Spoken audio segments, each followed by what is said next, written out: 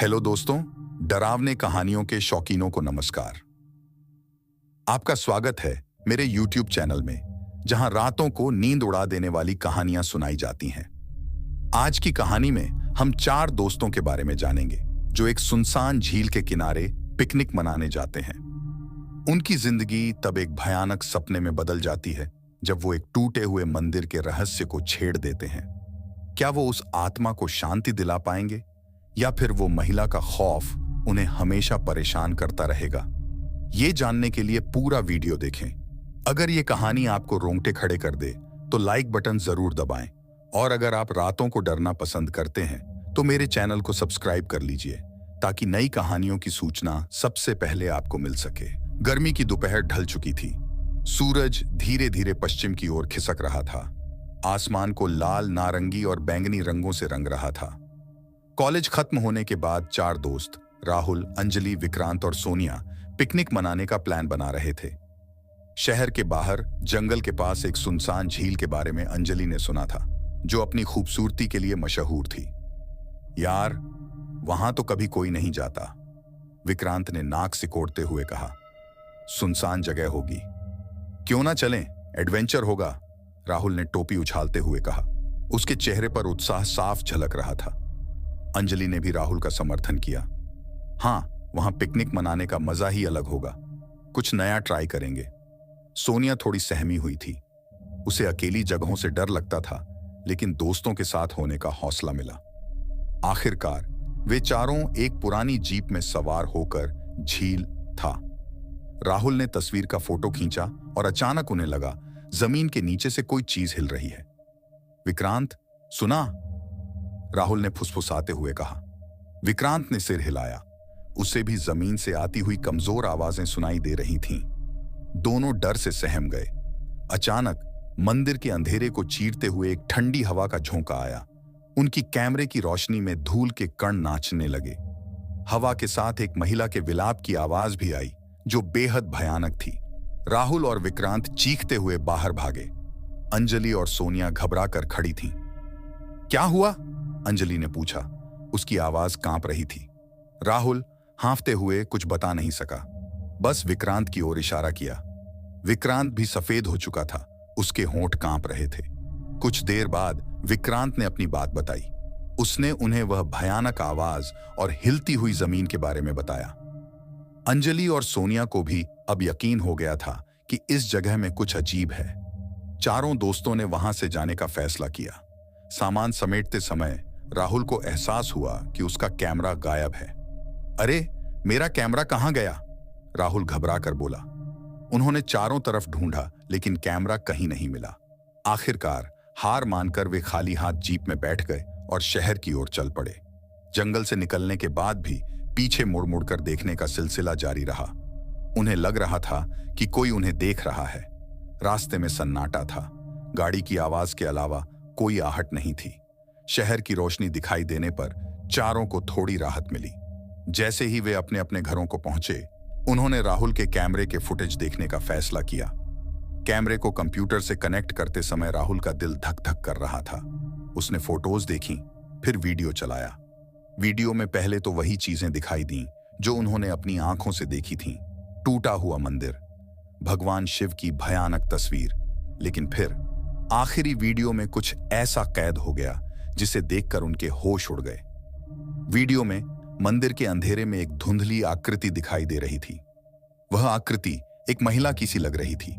उसके लंबे बाल बिखरे हुए थे और सफेद पोशाक लहरा रही थी। आकृति कैमरे की लाइट की तरफ धीरे धीरे बढ़ रही थी और उसके चेहरे पर एक भयानक मुस्कान थी। जैसे ही आकृति कैमरे के बिल्कुल नजदीक आई, वीडियो बंद हो गया। चारों दोस्त सन्न रह गए।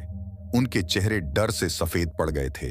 उन्हें समझ नहीं आ रहा था कि आखिर वह महिला कौन थी और वह उस टूटे हुए मंदिर में क्या कर रही थी। उस दिन के बाद उनकी जिंदगी हमेशा के लिए बदल गई। उन्हें रातों को नींद नहीं आती थी। हर वक्त उस महिला का खौफनाक चेहरा उनकी आंखों के सामने रहता था। कुछ दिनों बाद अंजलि को पता चला कि उस झील के पास सालों पहले एक महिला की हत्या कर दी गई थी।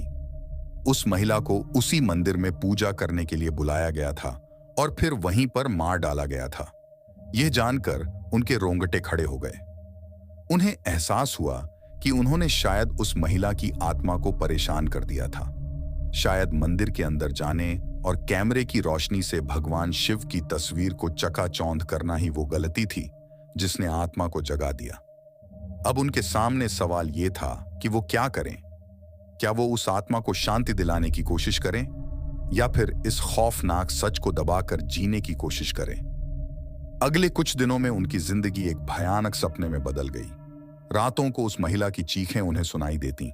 उनके सपनों में वो सफेद पोशाक वाली महिला उन्हें डराती। एक रात राहुल के कमरे का तापमान अचानक गिर गया। उसने अपनी आंखें खोली तो देखा वो सफेद पोशाक वाली महिला उसके बिस्तर के पास खड़ी है। उसकी आंखें गुस्से से जल रही थीं और वो एक अजीब सी भाषा में कुछ बोल रही थी। राहुल चीख उठा। वो कमरे से बाहर भागा और अपने दोस्तों को जगाया। चारों दोस्त रात भर जागते रहे, डर के मारे सो नहीं पाए। सुबह होते ही उन्होंने एक स्थानीय पुजारी से संपर्क किया। पुजारी ने उन्हें बताया कि उस महिला की आत्मा को शांति पाने के लिए एक विशेष पूजा करनी होगी। पूजा के लिए कुछ दुर्लभ वस्तुओं की जरूरत थी, जिन्हें जुटाने में कई दिन लग गए। उन दिनों में हर रात उनके घरों में अजीब सी घटनाएं होती रहीं। चीजें इधर उधर हो जाती, दरवाजे खुद ब खुद खुल जाते और वो महिला की मौजूदगी हर पल महसूस होती। आखिरकार पूजा का दिन आया। पुजारी ने झील के किनारे उस टूटे हुए मंदिर में पूजा की व्यवस्था की। चारों दोस्तों ने शुद्ध मन से पूजा में हिस्सा लिया। पूजा के दौरान हवा में एक अजीब सी ऊर्जा महसूस हुई। मोमबत्तियां तेज हवा के झोंके के बिना ही बुझने लग गईं और एक बार फिर से वो महिला की विलाप की आवाज सुनाई दी। लेकिन इस बार आवाज गुस्से से भरी नहीं थी, बल्कि दुख से भरी थी। पूजा खत्म होने के बाद चारों दोस्तों को लगा मानो उनके ऊपर से एक भारी बोझ हट गया हो। पूजा के दौरान हवा में एक अजीब सी ऊर्जा महसूस हुई। मोमबत्तियां तेज हवा के झोंके के बिना ही बुझने लग गईं और एक बार फिर से वो महिला की विलाप की आवाज सुनाई दी। लेकिन इस बार आवाज गुस्से से भरी नहीं थी, बल्कि दुख से भरी थी। पूजा खत्म होने के बाद चारों दोस्तों को लगा मानो उनके ऊपर से एक भारी बोझ हट गया हो। झील के किनारे से जाते समय उन्होंने महसूस किया कि हवा पहले से ज्यादा शांत है। पेड़ों की पत्तियां भी अब पहले जैसी बेचैन नहीं लग रही थीं। राहुल ने पीछे मुड़कर देखा। टूटा हुआ मंदिर अब भी वहीं खड़ा था, लेकिन पहले जैसा खौफनाक नहीं लग रहा था। उन्हें यकीन हो गया था कि उन्होंने उस महिला की आत्मा को शांति दिला दी है। उस दिन के बाद वो महिला की चीखें और डरावने सपने बंद हो गए। लेकिन वो झील की सैर और टूटे हुए मंदिर का भयानक अनुभव उनकी जिंदगी पर हमेशा के लिए एक काला धब्बा बनकर रह गया। अब वो कभी भी ऐसी अकेली और रहस्यमयी जगहों पर जाने की हिम्मत नहीं जुटा पाएंगे।